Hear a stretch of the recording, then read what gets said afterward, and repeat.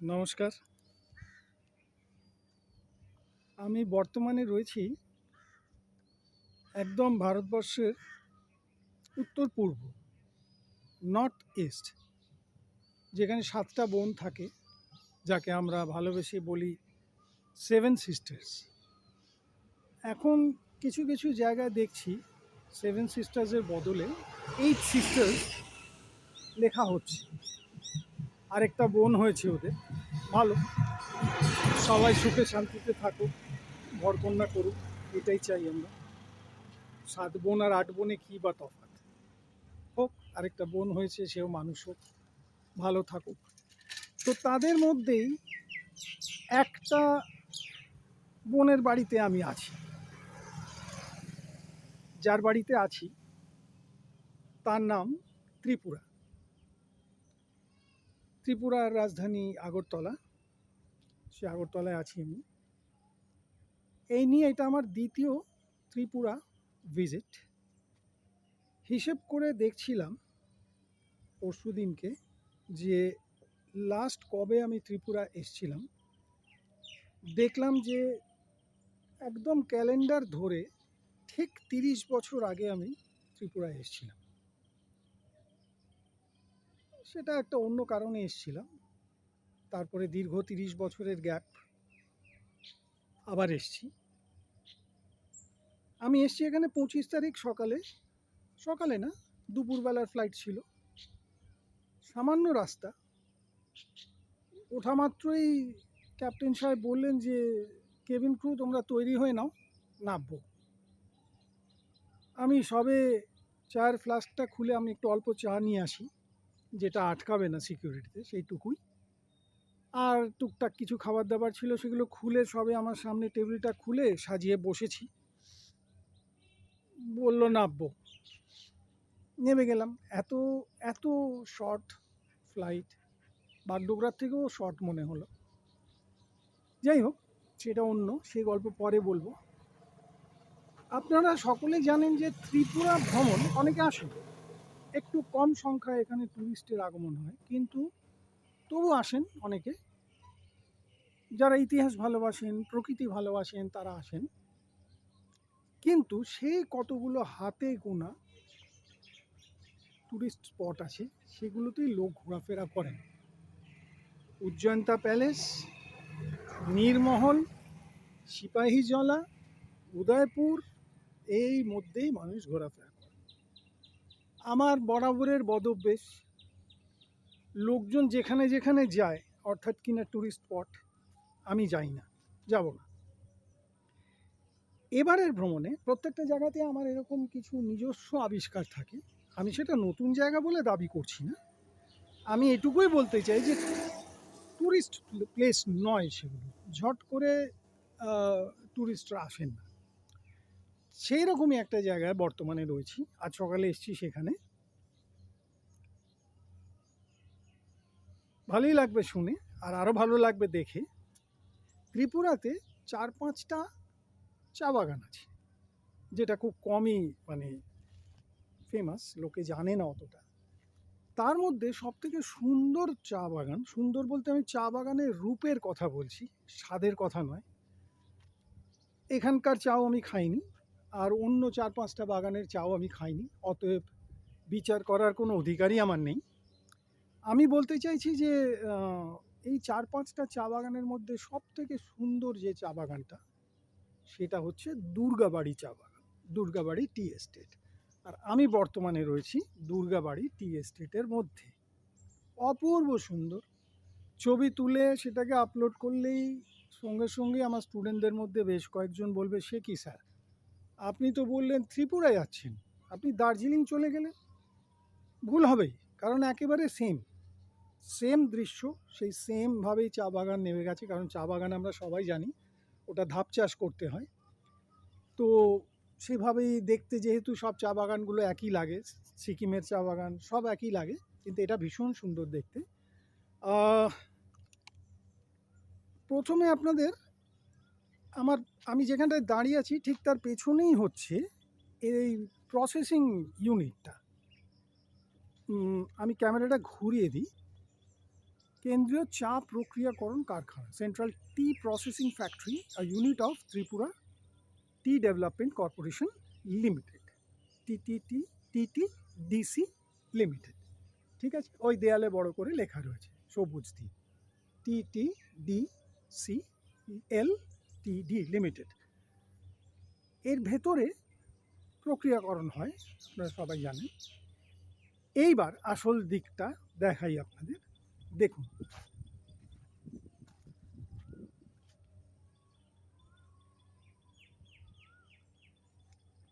একেই বোধহয় ওই বর্তমানের চলতি ইংলিশে বলা হয় লাশ গ্রিন। এই শব্দগুলো একটু ব্যবহার করতে হয়, তাতে ভিউ বাড়ে। আমরা বাংলায় একটু ওল্ড স্কুল হলে সবুজ গালিচা ইউজ করা হতো আগে, এখন সেটা ইউজ করলেই লোক ভিডিওটা বন্ধ করে দেবে।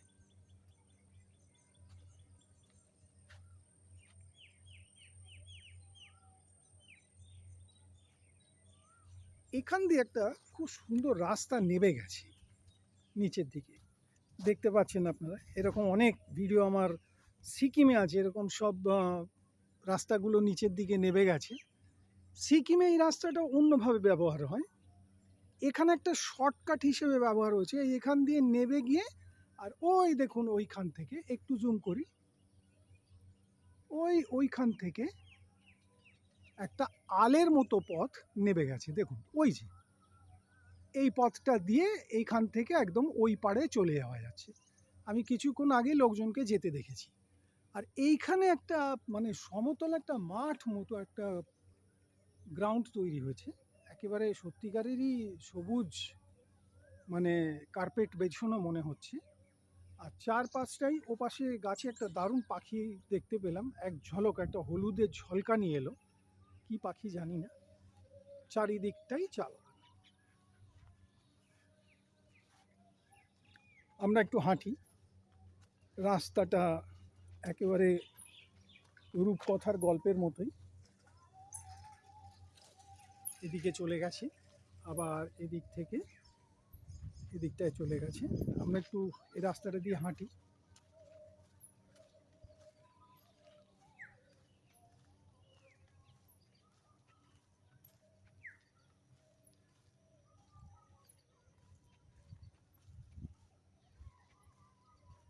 নানা ধরনের চেনা অচেনা পাখির ডাক বিভিন্ন গাছের ওপর থেকে আসছে। কোন গাছ কি পাখি কিছুই বার করা যাবে না, একেই বলে প্রকৃতির রহস্য। পাখিকে দেখাও যাচ্ছে না, কোন গাছের মাথায় বসে ডাকছে সেটাও বোঝা যাচ্ছে না। মাঝে মাঝে কিছু গাড়ি এবং বিচ্ছিরি হর্নের উৎপাত আছে, কিছু করার নেই।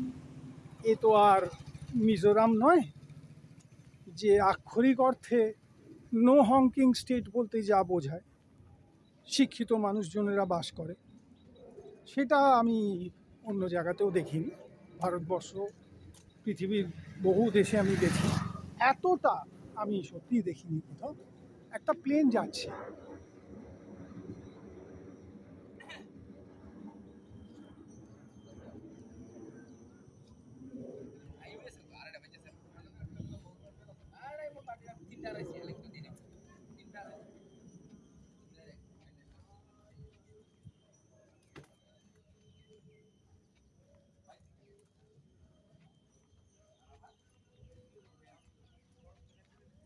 আর এই পাশে বেশ কিছু বাড়ি টাড়ি রয়েছে। এই বাড়িগুলো হচ্ছে বিশেষত ওই চা বাগানে যারা কাজ করেন সেই সমস্ত মজদুর, যারা ওখানে ডেলি বেসিসে কাজ করেন, লেবার, তাদের থাকার জন্য বাড়িগুলো এখানে করে দেওয়া হয়। তো এই বাড়িগুলো সেই সেই বাড়িগুলোর মধ্যে একটা টিনের চালের বাড়ি, মাঝখানে ঢুকে একটা বড় উঠোন, টিপিক্যাল সেই সিস্টেমেই তৈরি করা। আর যতটুকুনি দেখা যাচ্ছে আর কি, একটুখানি যেতে পারি হয়তো। একটা বাচ্চা বেরিয়ে আসছে।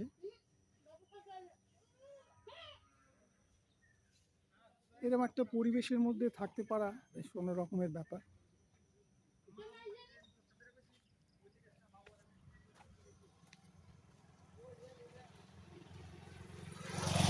এনারা সকলেই কিন্তু আদিবাসী, কোনো একটা আদিবাসী গোষ্ঠীতে বিলং করেন, সেটা ঠিক জানা নেই, পরে জেনে বলবো আপনাদের।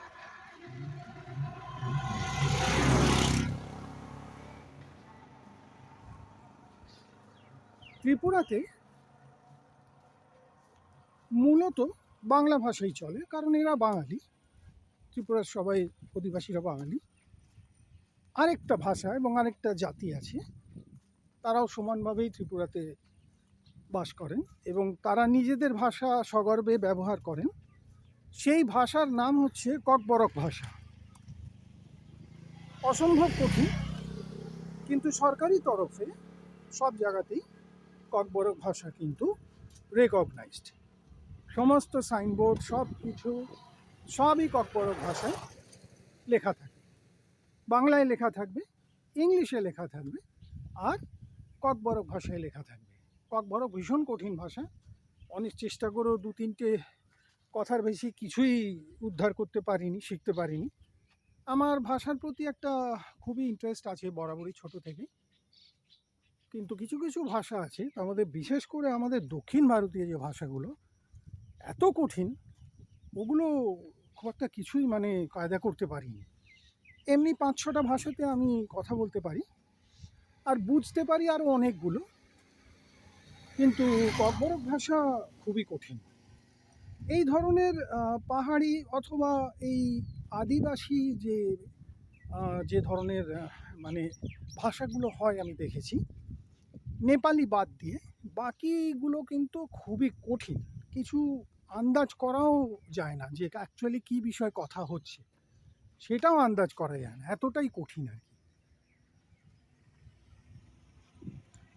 আমি ভেতরে টি প্রসেসিং কারখানায় গেছিলাম, তবে আজকে ঈদের জন্য ছুটি আছে, সেই জন্য কারখানায় কাজ কিছু হচ্ছে না। তবু আমি গেছিলাম, একটা কারখানায় কাজ হচ্ছে, সেখানে এই চা বাগানে যে পাতাগুলো দেখছেন এখন এই মুহূর্তে স্ক্রিনে, এই পাতাগুলোকে সব তুলে ধুয়ে একটা মেশিনের ওপরে দেওয়া হচ্ছে। সেই মেশিনে নাকি পাতাগুলোকে ড্রাই করা হচ্ছে, মেশিনটাই সেরকম। অসম্ভব জোরে একটা হাওয়া বইছে, আমি মেশিনটার কাছে গেছিলাম, খুব জোরে হাওয়া বইছে। সেখানে পাতাগুলোকে একদম শুকিয়ে দেওয়া, তারপরে বোধহয় সেগুলোকে কেটে কুচি কুচি করে যা করার করতে হবে। তো ওখানে তো ফটোগ্রাফি অ্যালাউ নয়, আর আজকে কাউকে এমন দেখলামও না যে যার থেকে আমি অনুমতি নিতে পারি, সেরকমও কাউকে পেলাম না। যাই হোক, পরে কোনো দিনও আবার কোনো চা বাগান পেলে আপনাদের প্রসেসিংটাও দেখাবো ইউনিটের ভেতরে, যদি পারমিশন নিয়ে ঢোকা যায়। দুর্গাবাড়ির নিজস্ব চা পাতা আছে, নিজস্ব ফ্লেভার, নিজস্ব লিকার, তাদের আলাদা সব চা পাতা রয়েছে, কিন্তু সেটা কেনবার জন্য যে দোকানটার থেকে কিনতে হবে সেই দোকানটা নেই, বন্ধ, আজকে ছুটি বলে সেটা বন্ধ। তো এইভাবে কিলোমিটারের পর কিলোমিটার চলেছে। আর ভিডিওটাকে লম্বা করব না, আপনাদের কিছুটা হলেও চা বাগানটা দেখাতে পেরেছি। ভিডিওটা এখানেই শেষ করছি। 25 তারিখে এসছি আমি, আজকে 28 তারিখ, 4 দিন হয়ে গেল আমার ত্রিপুরাতে। আমি আমার মতো করে ঘুরি, সমস্ত বিখ্যাত জায়গা যেগুলোতে না গেলে পরে ফিরে গিয়ে বলতে পারবো না, মুখ দেখাতে পারবো না, ওরকম কোনো জায়গায় আমি যাই না। যেখানে কেউ যায় না আমি সেখানেই যাই, এটা আমার বরাবরের ভীষণ বদ অভ্যেস।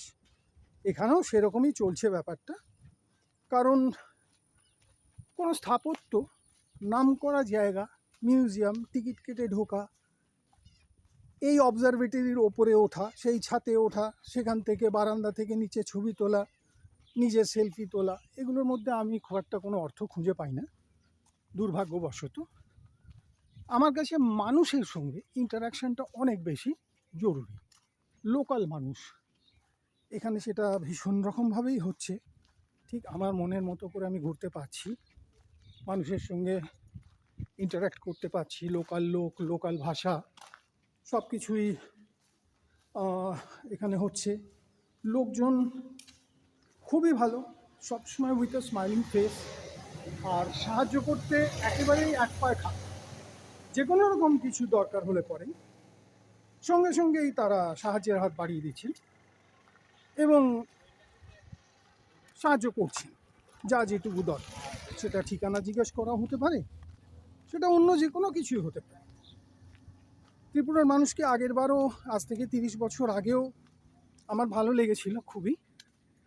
আর আজ এতগুলো বছর পরেও এসে যেটা সব থেকে দেখে আনন্দ লাগলো, যে সেইভাবে চারিদিকে বিচ্ছিরি দেখতে সমস্ত 50 তলা 60 তলা বাড়ি আর সমস্ত অদ্ভুত অদ্ভুত নামের অ্যাপার্টমেন্ট, তার নিচে কিছু রক্তচক্ষু সিকিউরিটি, মোটা মোটা জাবেদা খাতা, তাতে নাম ঠিকানা 14 পুরুষের ডিটেলস লিখে তবে ভেতরে ঢোকার অনুমতি পাওয়া যাবে, এরকম ধরনের কিছু সিস্টেম এখানে চালু হয়নি। হ্যাঁ, ফ্ল্যাট কালচার ঢুকে গেছে, সেটা কিছু করার নেই। ফ্ল্যাট কালচার অবশ্যই ঢুকে গেছে, ফ্ল্যাট হয়েছে চারিদিকে, অনেকটা চেনা চেনা গন্ধ পাওয়া যাচ্ছিল। সেটা কিছু করার নেই।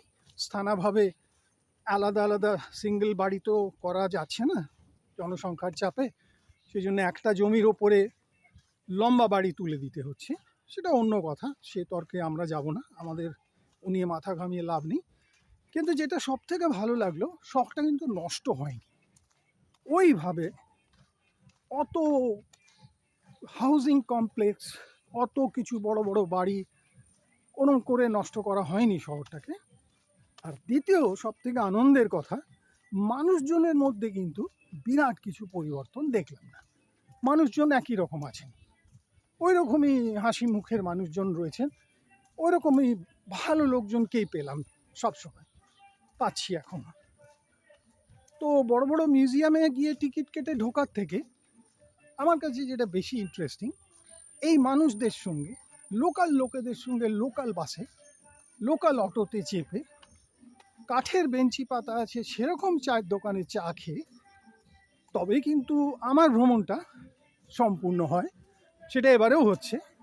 এবার বাঁদিকে একটা রাস্তা আছে, সেটা দেখাবো, তারপরে ভিডিওটা বন্ধ করে দেবো, আর আপনাদের ধৈর্যচ্যুতি ঘটাবো না।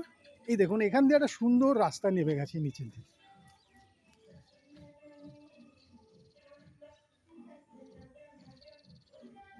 যেদিকে তো চোখ যাচ্ছে শুধু সবুজ কার্পেট।